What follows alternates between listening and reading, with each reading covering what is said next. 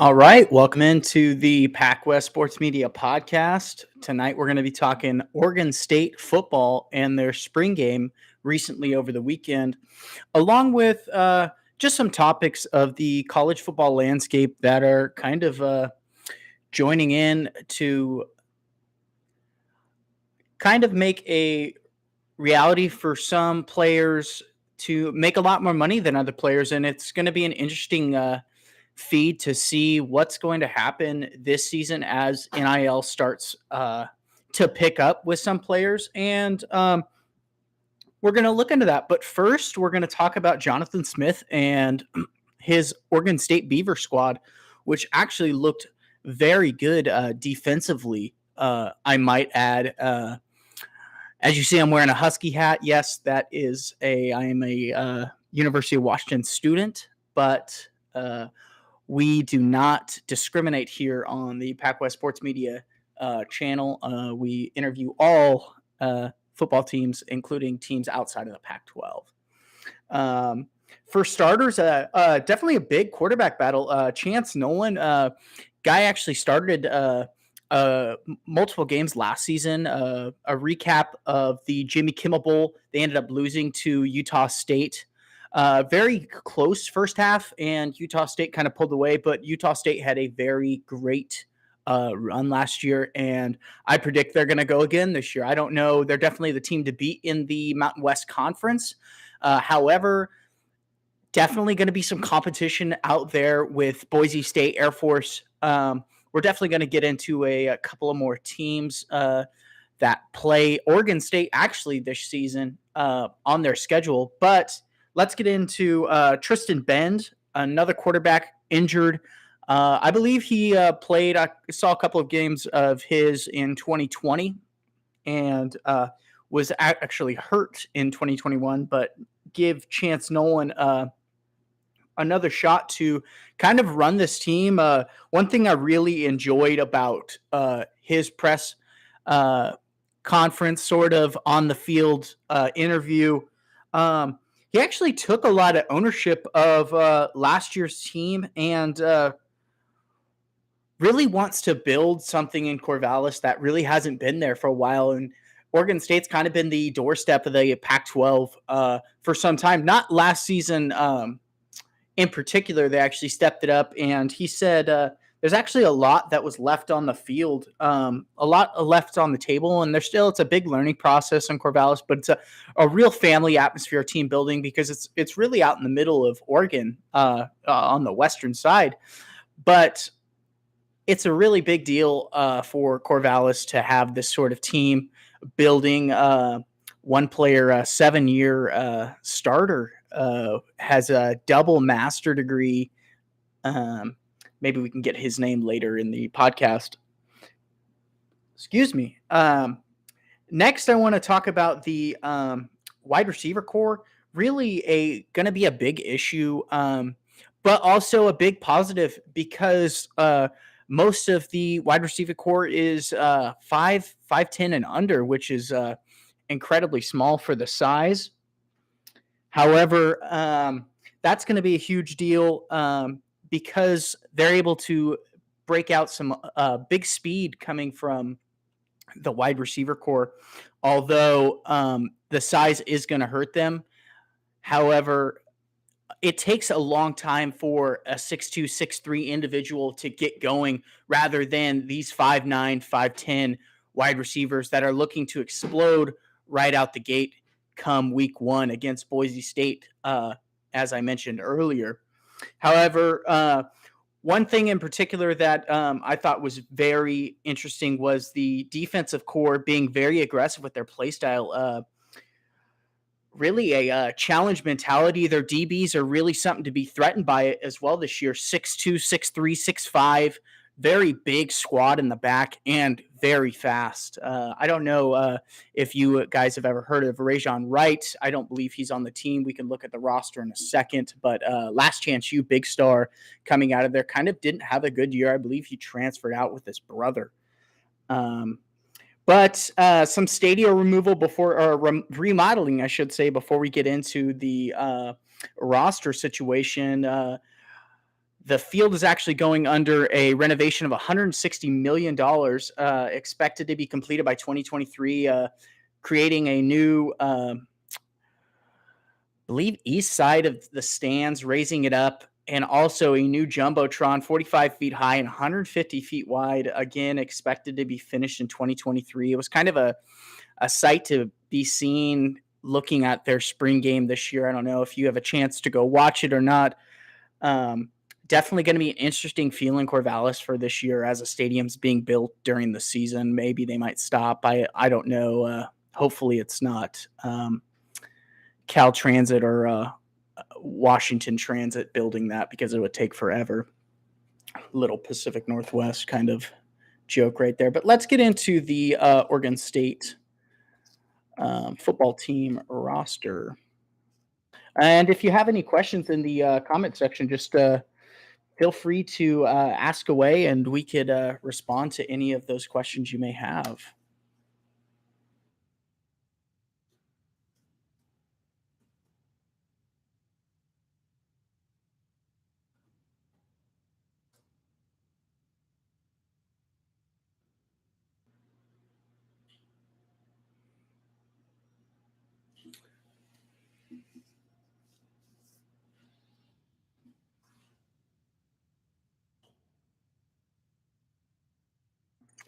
So as we look at the returning starting quarterback, Chance Nolan, Menifee, California, Palm Valley High School. We're going to go a little 6'3", 210. He's played 17 games at Oregon State, making 15 starts, most of it last season as Tristan Bend ended up getting injured. Let's read a little more into this. Redshirt sophomore, played 13 games, made 12 starts, threw 19 touchdowns for 2,677 yards, 64.2 percentage completion. Actually, a very star-studded quarterback looking to make big impacts. An all Pac-12 honorable mention as well. Let's go look at the returning starter, because or actually Tristan Bend, I should say, because listening to Coach Jonathan Smith, the quarterback battle is up for grabs this season, especially with a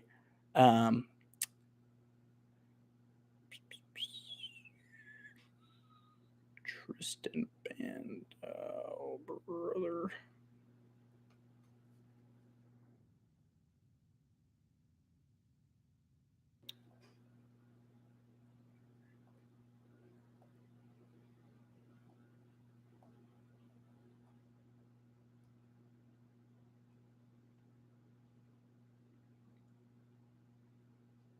Sorry, Tristan Gabib, correction on that. Did not play his redshirt junior year, 2021. As I mentioned, I was correct. Saw him earlier in 2020. Played great against UW, actually. He was 80 for 129, 62 passing percentage, threw 3 touchdowns for 824 yards in 2020. And really looking to make an impact coming in as a redshirt senior this coming fall. Calabasas, California hometown. Definitely looking to get his starting spot back. I know it's definitely a position that he wants to get back. It's not fun being on the sidelines, especially for a starting quarterback that started all of 2020, as well as 2019. And the longevity of another long career player at Oregon State. Started his transfer from Nebraska in 2018, played in started as a true freshman, didn't really see playing time in 2017, but transferred immediately to 2018 as a freshman, and then moved along. Another quarterback I want to mention that got a lot of playing time was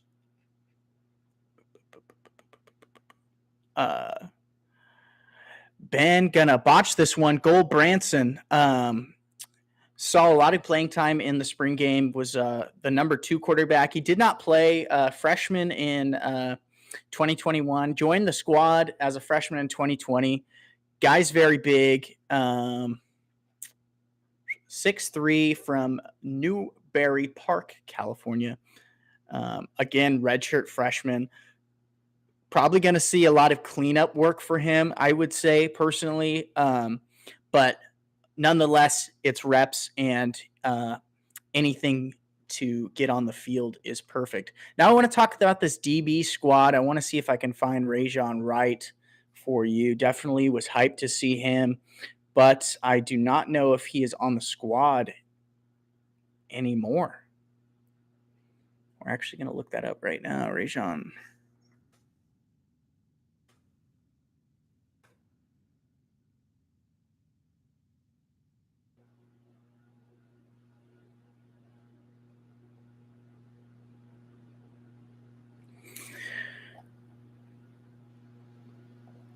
Let's see, it does still say he's on the squad, so let's try to find him right here. Yes, 6'2", 139 pounds, senior.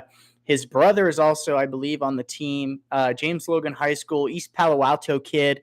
Played all 13 games, made 52 tackles with 2 interceptions, 1 sack, and 8 pass breakups. All Pac-12 honorable mention as well.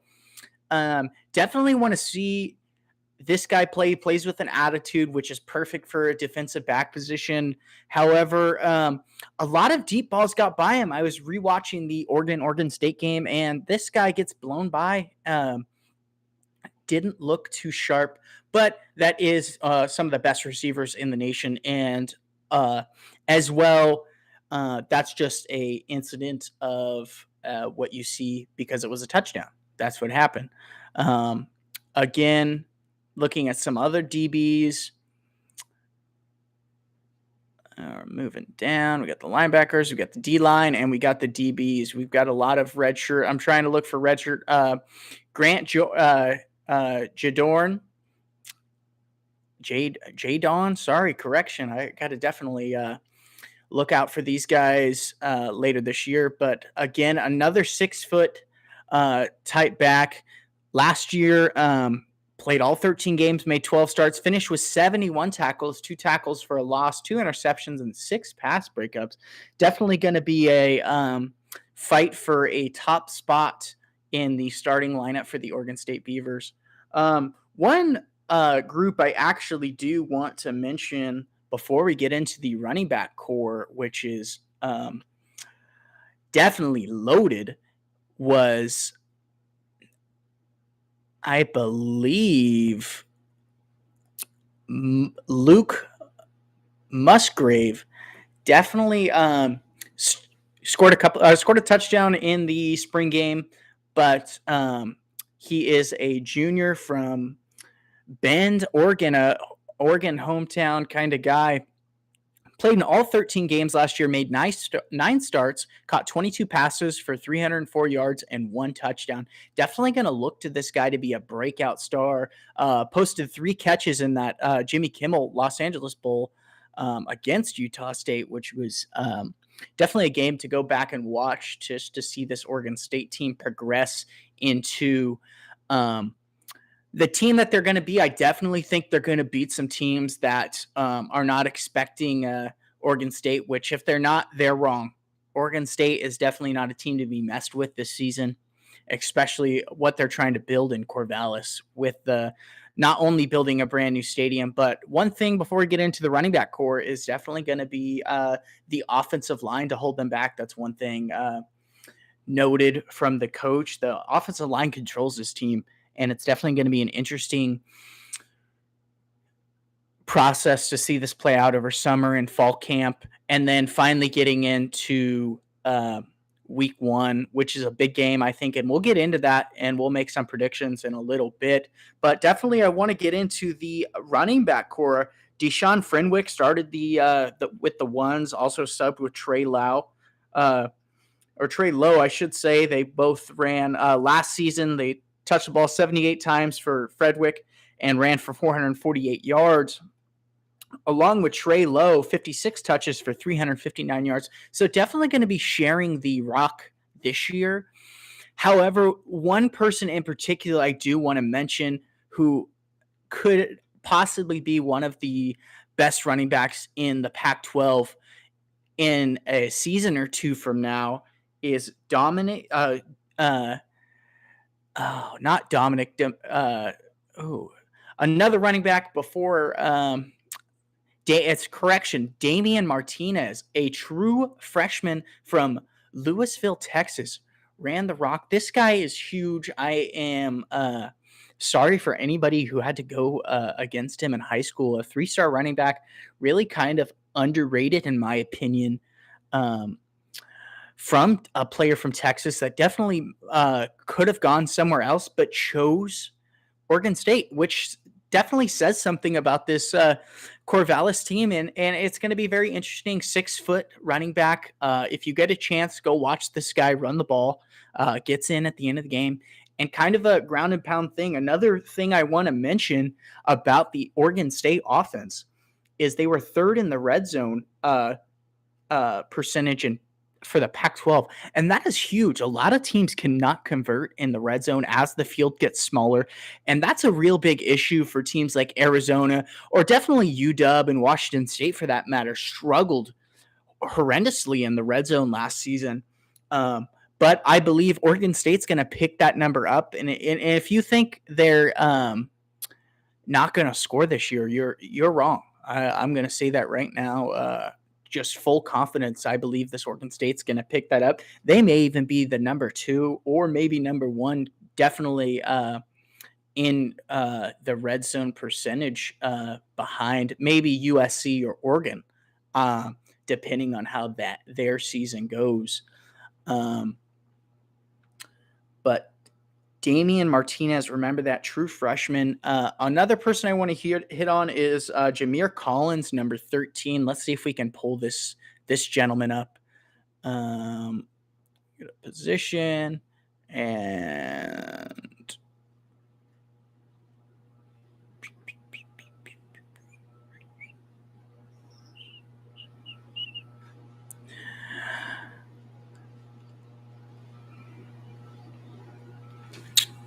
see if we can find him. He might be under halfback, actually. He might not even be a.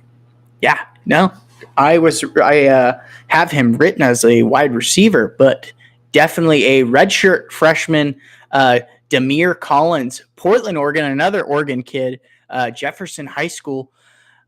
Didn't play in 2021, probably redshirted. Rated the number 7 all-purpose back by 24/7 Sports in 2020. The number 3 player in the state of Oregon. Rivals.com has him as the number 25 running back in the nation coming out of high school. Ranked 3 stars again. I don't know who's ranking this, but definitely got this wrong. This is going to be a threat.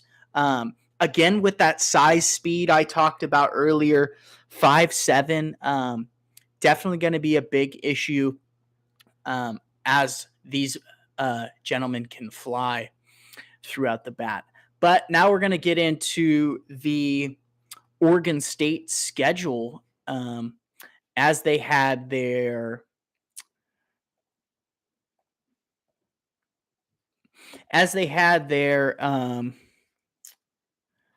spring game already. They get a Boise State Broncos team that gets to travel to Corvallis, which is definitely going to be an interesting game to see. And personally, I'm going to give the edge to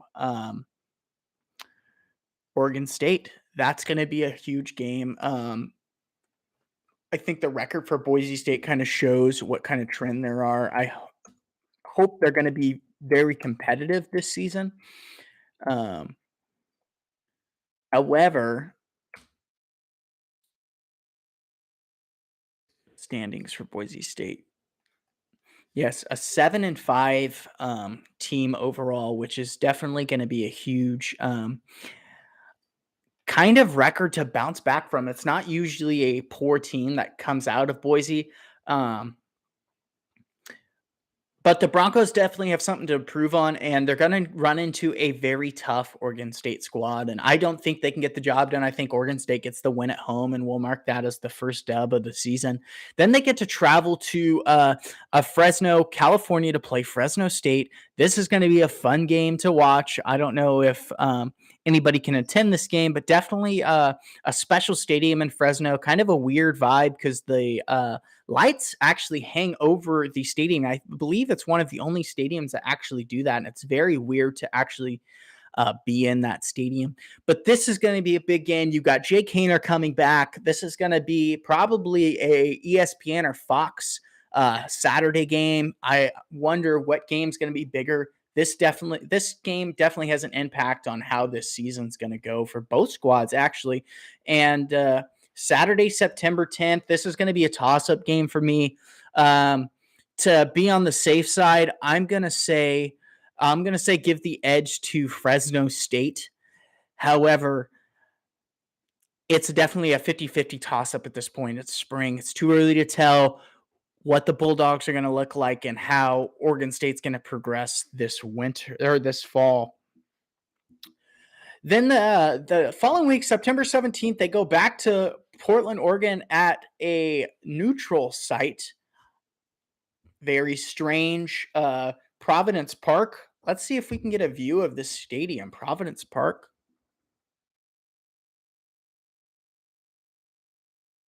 Providence Park Stadium, Portland, Oregon. Let's see if we can get images of this stadium. Oh, it is. That is going to be an actual fun game to kind of view. It is the Portland Timbers FCS Stadium, which is going to be a lot of fun to see that stadium filled up and have Oregon State kind of get a fun, I wouldn't say road game because they're still in Oregon and they're not playing the Ducks. So definitely going to be the home team favorites. Very fun. We might post that on Twitter tonight, Providence Park.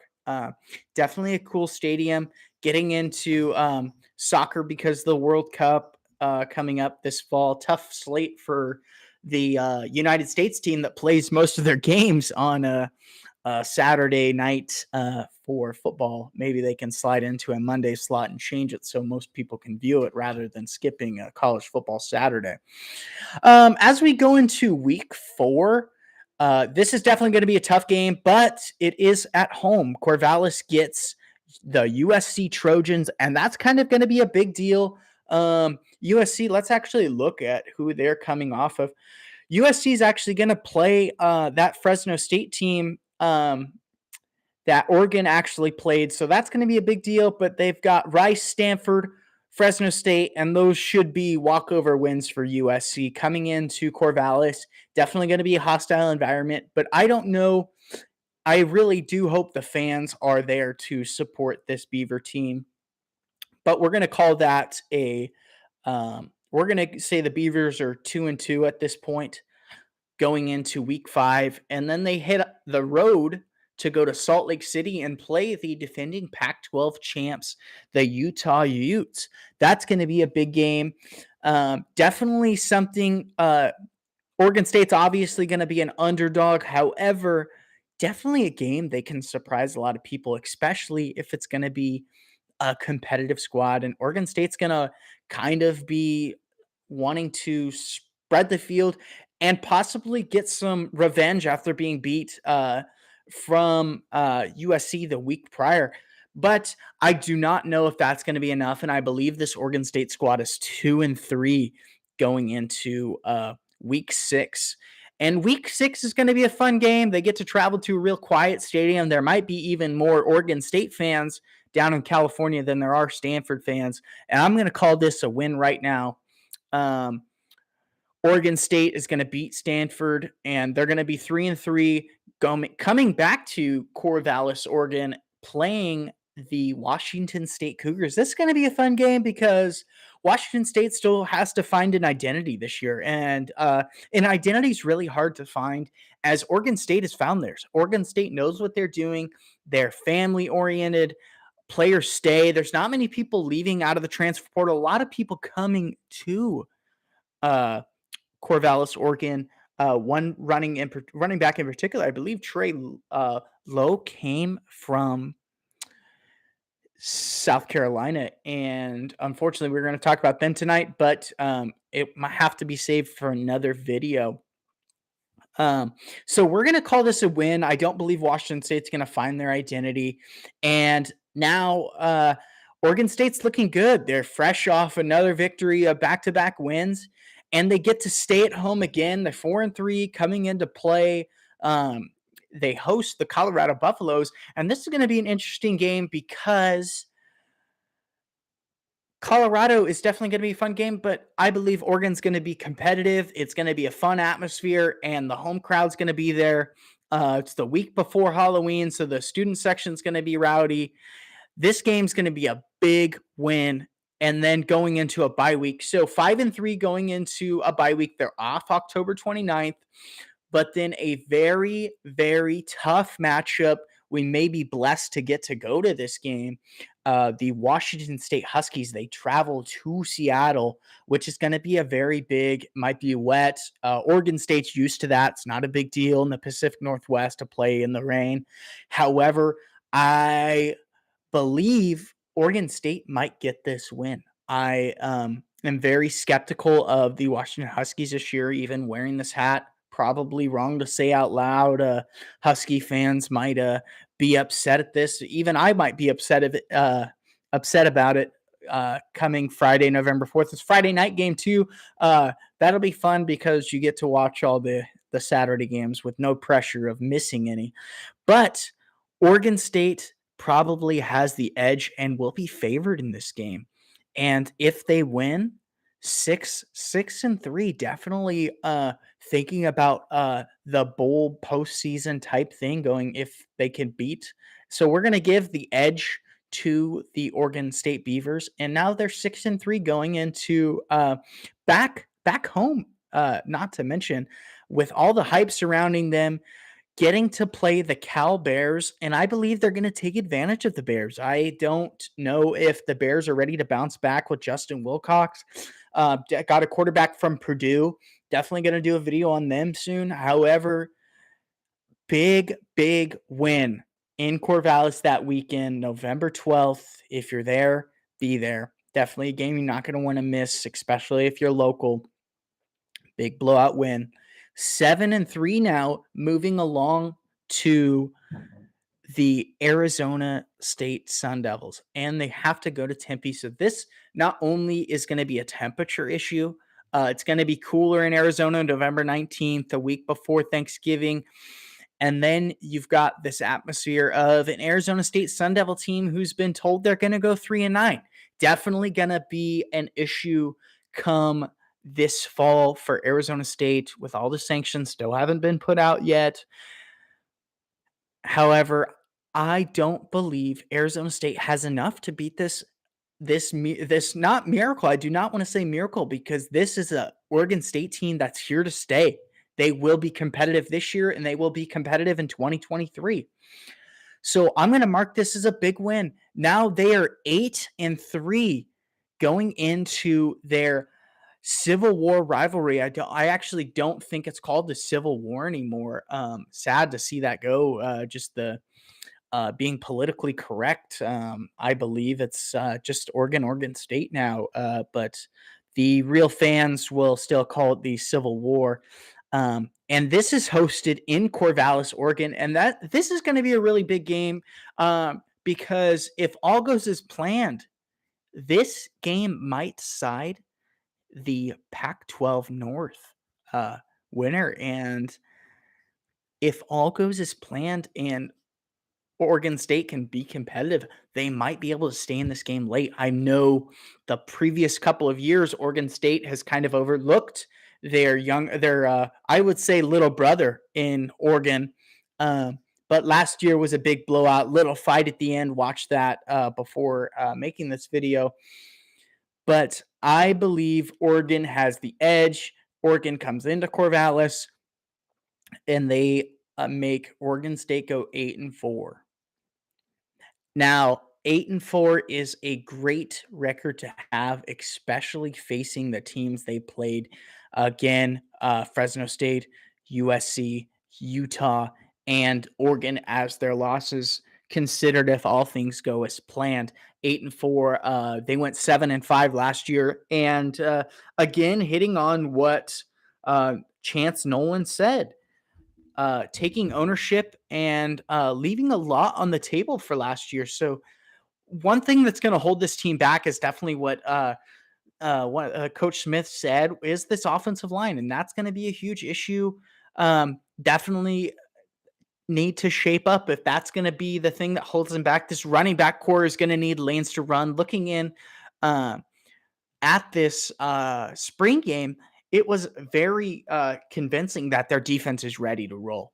Their defense is packed with fast DBs and a great edge core that's going to push a lot of teams to the limit and definitely going to cause a lot of havoc for a lot of quarterbacks that aren't ready for an edge rush, along with very quick DBs that have a lot of length on them. So that's going to be a huge issue.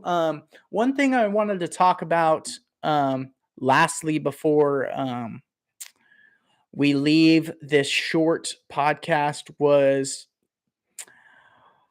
a topic in general that might fade out. There was a recent tweet by The Atlantic. Three recent signed contracts: a four-star wide receiver, 4 years, $1 million contract. Top 10 D lineman, 3 years, $1 million. 3-star D lineman, 4 years, $500,000. And that's kind of getting to this point of an NIL deal where teams are going to buy out players. And that's going to be a huge issue because that's not what college football has been. That's going to be a lot of issues, along with just some players that really aren't going to pan out the way that these boosters are investing them in. One thing, just coming from a kind of majority money, salary, wage, previous military, definitely getting a above minimum wage salary instead of these multi-million dollar or $1 million contracts. I know that there's going to be multi-million dollars, especially with ads and signings and all these things that the players have obligations to make now that they're going to sign a contract. But one thing I want to pound home is I think this is great if a player signs a 4-year NIL contract for above minimum wage. It does not have to be $15 flat. It could be 30, it could be 40. But an above minimum wage salary where players can have a financial class. I know we're getting a little off football, but it's going to be there's going to be a lot of issues with players who've never seen this type of cash before. Their only out was playing football, and now they've gotten to one step closer to their dream of actually going to the NFL.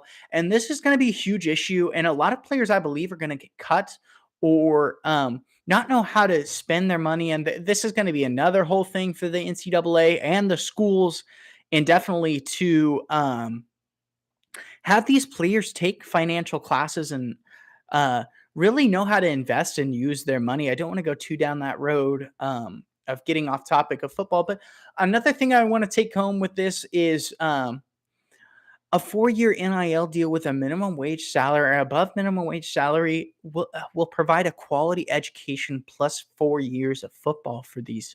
And some even Oregon State 7 years. This is a big deal. And I just the quote here, I'll read it to you verbatim. You're really guessing that that this 18-year-old guy who has proven zero is worth $1 million from somebody? What the F are we talking about? And this is true. This is really, people haven't shown their worth yet. And I know I do not want to get into the NFL politics of it, but this is going to be a huge issue come fall and summer where players are being selfish. It might even separate locker rooms. But this is going to be a huge issue. I don't know if it's going to be a big issue at Oregon State. I feel like this locker room is set. These guys are ready to roll. They know what they're doing. They want to be competitive. But I like this Oregon State squad. I really do. It's going to be a fun time to watch them. Again, they open with Boise State, which is going to be a fun game to have at home. But that is about it on that NIL deal rants. If you have any questions at all, please hit us up at Pac West Sports on Twitter, possibly moving into Instagram very soon. I'm glad we're on YouTube, but thanks again for tuning in to the Pac West Sports Media Podcast, and I will catch you guys in the next video.